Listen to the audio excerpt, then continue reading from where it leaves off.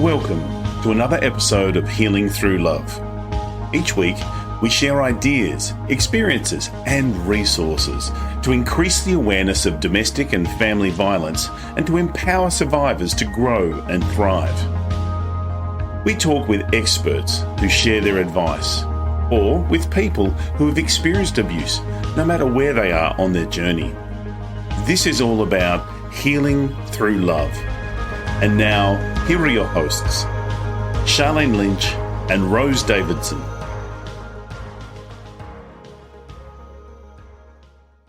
Welcome to the Healing Through Love podcast.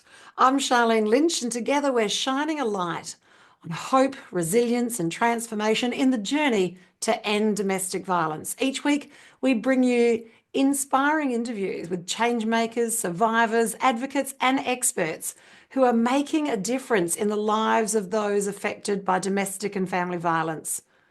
Whether you're healing or you're supporting someone who's on the healing journey, this is your space for powerful stories, practical tools, and heartfelt inspiration. Let's heal through love together. Today, we've got an amazing guest. Michael has over 25 years experience and he doesn't look that old. So he must have started when he was 2 in financial planning. And over the last 5 years, he's become a certified money coach. So I'd love to unpack what that's about, Michael, and how is that different than financial planning? He's identified behaviours and beliefs that hold people back from living their best lives. And over the last year, Michael has been researching the hidden epidemic of financial abuse. And I'm excited to say that his book will be released this year. I'm very excited to dive in and ask more questions about that. Welcome to the stage, Michael. How are you? I'm really good. Thank you for having me. I'm excited. Oh, it's such a privilege and a pleasure. Okay, what is the difference between a financial planner and a financial coach? That's a really good question because on a financial planner, you're just looking at their investments. So you're trying to take them from A to B in regard to retirement planning, whatever their goals are. But on the behavioural side, you're digging a bit deeper about their relationship with money, how they're brought up around money. Yep. And 90% of the clients that I coach or look after, they're anxious around money. They suppress their feelings and beliefs around money. And a lot of that's to do with the way they're brought up around money. Money can be quite controlling and it can create behaviours that mightn't serve the person. So again, doing a deeper dive in regard to what they feel about money, the emotional side around money, the behaviours, how's that showing up in their life. And we find a lot of people that they actually make poor decisions around money, but it's not deliberate. It's really, I suppose, a behaviour that they've had for many years and how they were brought up. And It's really changing that behaviour and given them the opportunity to live their best life, which is amazing. I love it, Michael. You're speaking my language. I managed to develop a multi-level marketing business to $1 million, and I thought, yay, this is pretty good. And then I continued, and I sabotaged it. I tore it to shreds. I pulled it apart.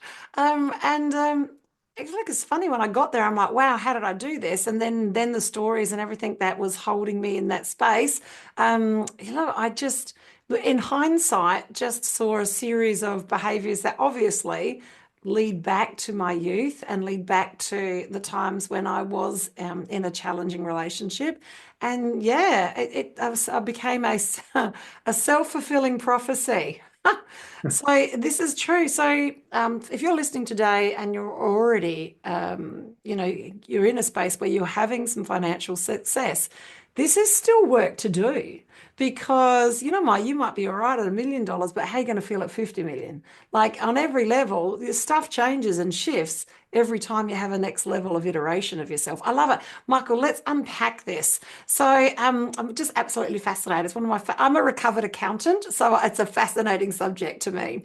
So how do we identify that there's challenges with our behaviors with money? And I think it's really sort of understanding what your future life wants to be. So it's really having a clear vision. And I don't think a lot of people, like going back to the financial planning industry, I'd ask the question, what do you want to retire on? So you need $3 million. And they go, well, okay. And there's no emotion there. It's really connecting with self. say, what do you want your life to look like in 5 to 10 years? What do you love doing? Where do you want to live? What are you going to be learning? What's your legacy? It's really bringing the emotion where people can actually see, envision, and feel their future, and they get excited. Mm. They actually go, I've seen it. I want to live it. And then you can create the habits, you can create the patterns to support them to achieve that. Oh, I love this. You're speaking my language. It's the first step in the shift process. See the big picture. I love this. I love this. Okay, as a woman myself, as a survivor of family and domestic violence, and particularly financial abuse, I didn't know what I didn't know. And I was even though I was a qualified accountant, I still didn't have the level of education around my own money and around what was okay, what what level does it become control and what level is it just support? And also because I didn't feel amazing about myself, I handed over the authority to others to manage because I obviously didn't know what I was doing. So, but I did, but I didn't. So, like, how could I have known a little bit more about these red flags that you talk of? And listeners, I'm excited to let you know that we'll be letting you have access to a checklist of red flags in and around financial abuse. So let's unpack that, Michael. Yeah, and I think the first thing to understand is what is financial abuse, because I think that's a really good question. And I think that I suppose it's not really recognized in regard to exactly what it is. And it really is a form of coercive control from one partner to control the money, the financial resources, and keeping the other partner locked in a relationship. So it's a very powerful tool for a perpetrator to keep a victim in a relationship that's not healthy, that's abusive. So that in a sense is what it is. And I'll talk about red flags in a moment, but I just wanted to talk to you about what we're seeing out there and the stats in regard to the impact of financial abuse. It's truly a hidden epidemic in Australia that we need to address, and I don't think the government's doing enough to address that. So we look at the stats from ABS, Australian Bureau of Statistics. 1 in 6 women are victims of financial abuse. So that's 16%. The 1.6 million women are victims of financial abuse. And it's predominantly women. Men are affected as well. It's 1 in 13. Men are affected by financial abuse. So money is just a sense of power. It's a sense of control. And it's really understanding how that shapes in a relationship. And unfortunately, the perpetrators are very good at what they do. So you might start a relationship and it's all blossoming, like you're so much in love, everything's going fine, and then just slowly the perpetrator starts taking away that control around your finances. And generally, it's also to do with isolation and other forms of abuse, emotional abuse, which really starts bringing down your self-esteem. Isolation, which you don't reach out to your friends anymore, you don't feel worthy, your self-esteem's gone.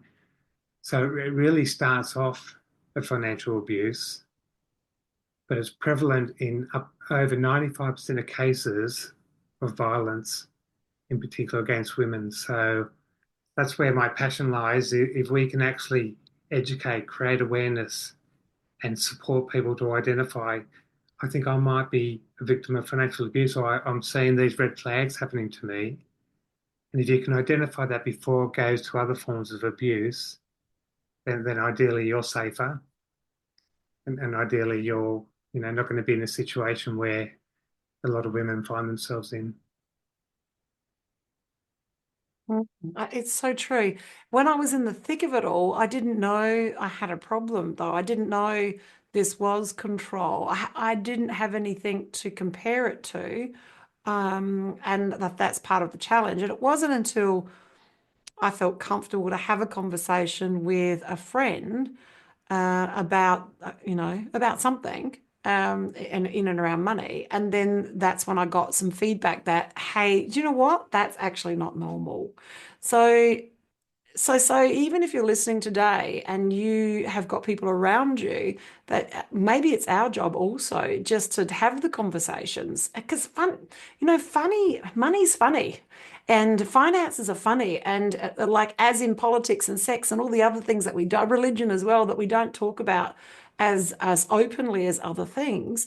But I think that's part of how they keep the control is it's about subjects that we wouldn't ordinarily talk about. But yeah, like what could be some of the questions that we could ask people, or what are some things that we could talk about? What could be conversation openers that we could talk about that are safe, that could help us get to a point where we can see if there's something wrong and we can help somebody? Yeah, no, I think if you're going out with your girlfriend as an example, and she's on a tight budget, so her partner might just give her allowance, which really doesn't meet her living needs. So she finds it sort of hard. She'll go without things. You'll be able to pick up on that fairly quickly. You'll see that. When you're talking about financially, superannuation, whatever, they don't know where the financial assets are for the family. They don't have an understanding. That's what keeps them locked in a relationship. I think a big one, and it's to do with domestic violence, not necessarily financial abuse, but a part of it is the partner checking up on them. Where have you been? When are you coming home? How long are you staying out for? Having that sort of control. Again, they don't really want the victim out there talking to their friends. It certainly concerns them. So I think that side of it, and just having a really understanding of what do they know about their money, even in regard to work. Like, is there talking about work, and I might say to you, like, what's your dream job? And you might say, I want to be a chef, but my husband, doesn't like me in that industry, so I'm doing this. That's a real good opportunity to delve a bit deeper and go, so how does that impact you, or what's the reason why your husband won't let you go down that pathway? So again, that's a controlling around money, controlling around your jobs, controlling around where you can work. I am. It brings me back to when I was in a financially controlling relationship, and I just said to people, "Oh, I don't need to worry about that. He takes care of those sorts of things for me." Like it was like almost a badge of honor that I'd convince myself, oh, look, I don't need to worry about the little things because he takes care of those, and the little things were the money. So it's fascinating how when we're in the thick of it, we create different stories to make it okay. And it's not until we're out the other side that we go, hang about, I didn't even know what was going on there. I didn't even know what the bills were or what situation my super was in or anything like that. So I love this. Okay, so there's conversations that we can have with our friends. There's things that we can do ourselves. So if you're listening to today, is this list, is there a list of things that you can tick off to say that you've got control or at least a level of awareness around your money? So what would be on that list, Michael? So superannuation, what the bills are, what else? Yeah, I think having your own money, having your own bank accounts is really critical, and call it a safekeeping fund, call it whatever you want, an escape fund, whatever but and you have the passwords. It's securely yours. So it's not like with my wife, I know her password. She knows all mine. I only use one. I use one for everything. So I, I shouldn't say that, but the the biggest one is staying connected, and you said that before, and that's so important because that is the isolation part, and then the emotional toll in regard to you're not worthy, your friends don't like you anymore. It's just so important to keep your friends around you because they'll tell you, they'll see. But if you actually take that away from them and you're not talking to them, they'll just drop off like anything. So that's just so important. Keep a check on your bank accounts. Keep a check on what's going on. And one of my biggest tips is like there's so many couples go in to get either credit, loans, credit cards, whatever, and the victim doesn't really know what they're signing or it's not really explained to them exactly what it is. You'll see many times when a couple will go to a bank and one person will do all the talking. And we still haven't captured in the financial service industry to make sure that if there's someone that's quieter or not really understanding or not feeling comfortable in that situation or being talked over, it is our role to make sure that they fully understand what they're going to sign, if they're going to sign, what that means in regard to the risk side of it. And I think we've got to do a lot of work in regard to that. And that's empowerment. And it might even be not bringing it up at the meeting, but just having that inkling that something's not right and checking in with the victim after the meeting, just saying, look, just want to go through just to make, for my own peace of mind, that you understood what you were signing up for, what you were doing. So It's so true. Look, we've seen in since 2018, since Healing Through Love started, we've seen women come to us and they've been made bankrupt. Like they didn't even carry the debt, but everything was in their name. So that at the end of the day, when the relationship was over, they're the ones that have become bankrupt, not the partner. So we've also seen them signing documents that they didn't read, and there is a degree of maybe financial illiteracy happening there. However, coerced into signing documentation where they've been guarantor for not even their children's houses. So like they're now in a financial situation where they're bound to something. So the list is huge, in fact. Yeah. So what else can people watch out for? well, I think it is just having that awareness, having the team around you, even having an escape plan if need be. So understanding the avenues that you can contact, and I can share that with you later. Like 1-800 respects one of them, but there are a number of organisations that you can reach out because it's you feel unsafe.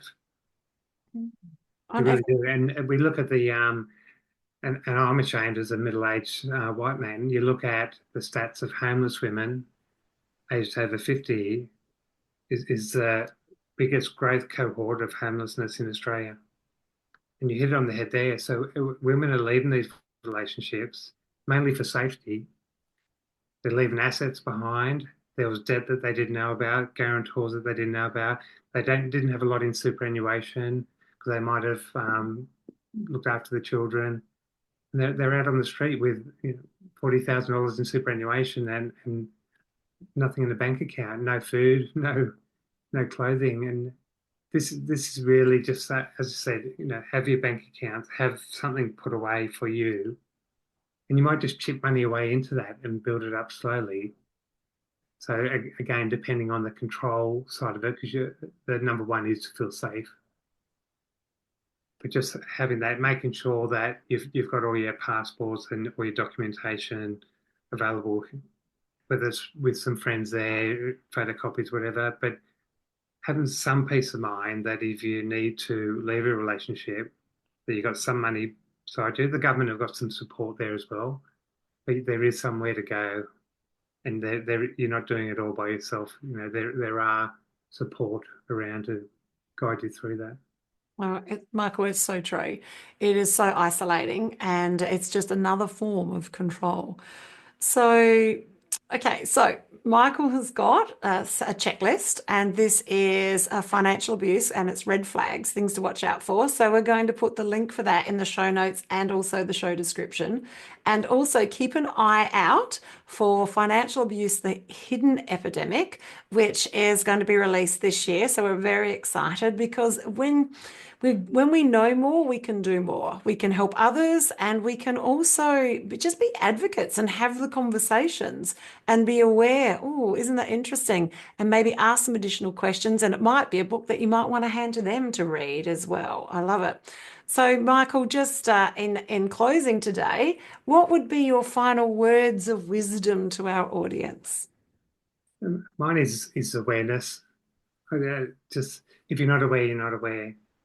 And since I've taken this financial abuse and I'm an ambassador now, the amount of people that I'm speaking with on a daily basis that don't understand financial abuse, and it's not their fault. It's for us to have that awareness, the education. It's for government to have a lot of support. It's all the financial institutions to really support unusual transactions or meeting with clients and one's not speaking up. So awareness is powerful.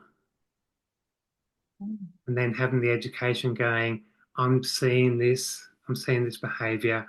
It's up to me now to change it because I'm not going down that path. Mm. That's so powerful, Michael. Thank you.